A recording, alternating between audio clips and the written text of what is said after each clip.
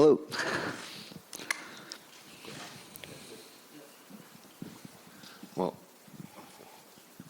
Well, it's been a while since we've seen you at a pre-fight media day before pay-per-view. Obviously more than a year.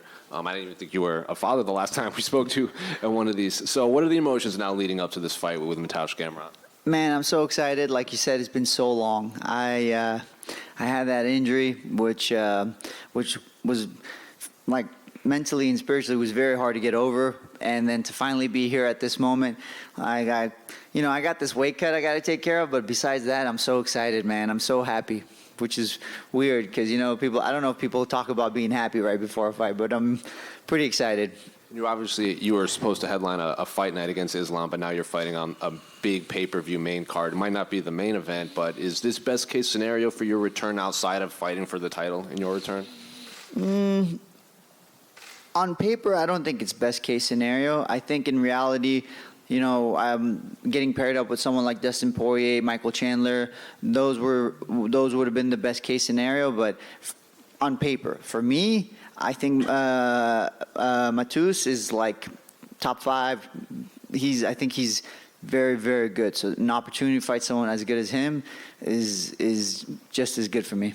Well, we spoke to him a little bit ago, and he had obviously praised you and your skill set in there when I asked him about what the strengths you pose, and he said he's just good everywhere. So are you in the same way with Mateusz? Obviously, he has the one loss in his debut, but since then, he's racked up a lot of impressive wins, especially a 5-round win in his last fight. Say that again. How would you rate his skill set in there compared to your past opponents? It's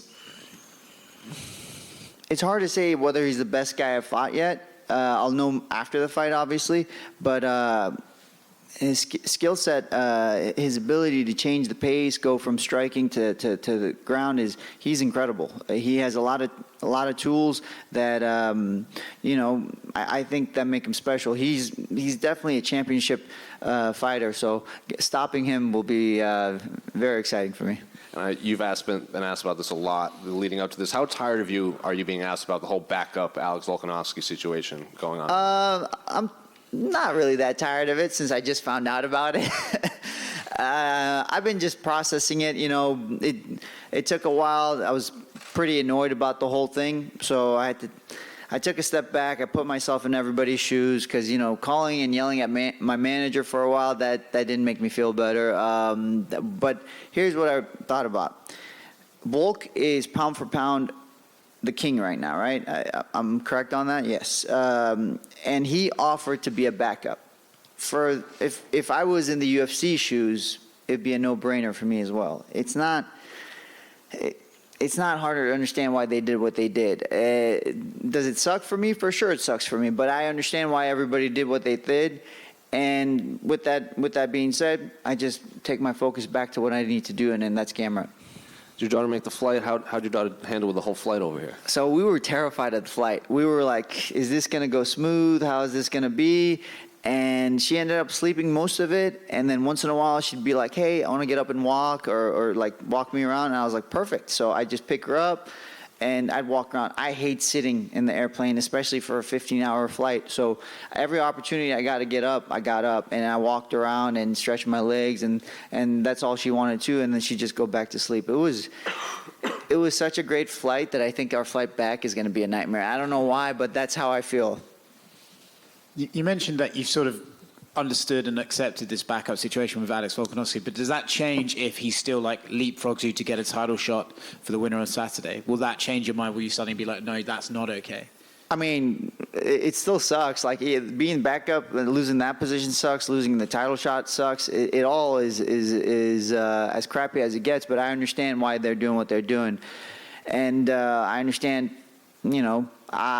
My focus is not the same focus as the UFC. It's not the same as Dana's. I understand Dana. His focus is basically for profits, and that's what he's supposed to do for his business. I have a different focus. My focus is I've been given a God-given talent, and I'm not wasting it. I'm not squandering it. I want to fight the best people in the world, and I want to do it as often as I can. So if I can't get the champion, I want another dog after this fight. I want to fight the best guys, and it's that simple.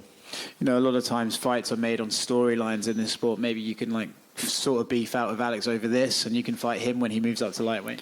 Wait, who am I fighting? You could fight Volkanovski himself. Oh my goodness, I was talking about him. He's incredible, and for him to come to lightweight I think it's awesome. An opportunity to fight him would be great. Bro, we could do it like, man, we can do it right after this. I'd love that. Respectfully, right? Of course, yeah. Beneil, last time I talked to you, it was at King's MMA, and it was like 2 days after Gamrot had fought Sarukian, and you were like so blown away by that fight and that performance. How long after that point did they come to you with this offer, and were you, did you take it right away? Was there any hesitation? So, like I said, I spoke with you, but I also called my manager. I spoke with a bunch of people and saying how great that fight was, and the first thing my manager was like, don't start. Like we're gonna look for someone in the top 5, and we tried. We really tried, but no one was interested, or the UFC wasn't interested. Whatever it was, we didn't get anybody in the top 5. So we ended up I kept waiting, and I asked. I was hoping to fight in August, and I remember Dustin Poirier say he wanted August, and I tried to do that, didn't work, and then I was looking, nothing showed up, and then finally I went to Ali and I was like, listen, I want to fight. We got to make this work. So, and he's like, I don't know. So I ended up calling Sean Shelby, and we literally went through the list one at a time, and we ended up on Gamrot, and that's how the fight happened. And it took a while. Like the day that it was announced was the day I spoke with Sean. Like it was like that. I guess they must have reached out to him the same day, and he must have said yes, and they announced it. Interesting. Thank you. Beneil? Yes. Over here. Obviously, like hearing about not being the backup fighter, and then hearing that actually you might not even be. Sorry, did you hear that? Mm-hmm. Sorry, and then obviously not hearing that you might not be next for the title because Alex potentially could get it next. Hearing that a few months before your fight is one thing, but hearing that on the week of a fight must be pretty off-putting. So I just want to know, how have you made your mind refocus on the fight?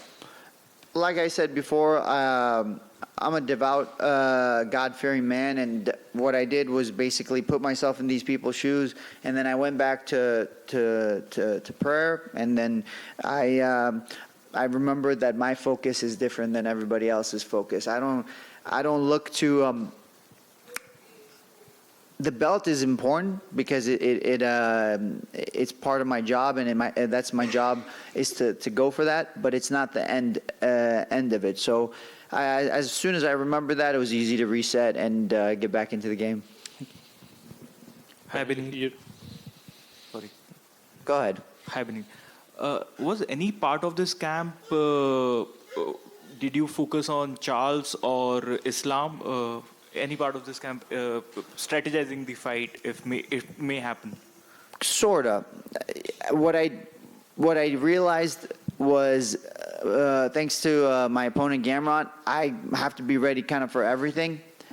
And then as far as adjusting for those two guys that you just mentioned, it would be more of a mindset change. It wouldn't be a technical change. To deal with Islam, you would require a different kind of mindset, and it would be different as far as Charles goes. So those would be the adjustments I would make if I had to fight one of them. Thanks. Ben here. We know that Mateusz Gamrot is a well-rounded fighter, but as always, each fighter has each weakness. As we call weakness, where do you see his weakness? I don't know.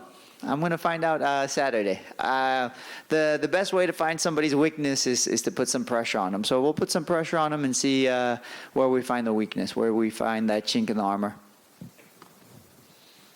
One more. I'm just curious if you, as a lightweight, do you still consider Charles the champion, even though he did come in overweight and was stripped in his last fight?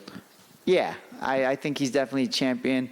And the whole thing with like not having digital scales, because the same thing happened to me in Texas. I was in Texas. I weighed in on the digital scale for the UFC, said 156. I went in to weigh in. They said 156.3. So then I had to go lose another 0.3, and then I came back. So, like the whole thing just sounds stupid because there's no way they would let Charles get on the belt without checking him first. The UFC always checks us first. So he must have made weight before the UFC let him on, right? So I don't know. I think man, the guy we had in Texas, he was like he I don't know, he's kind of a drama queen, you know. He was like the show wasn't about him, you know, and he was making it about him. So I think that's why digital skills are important.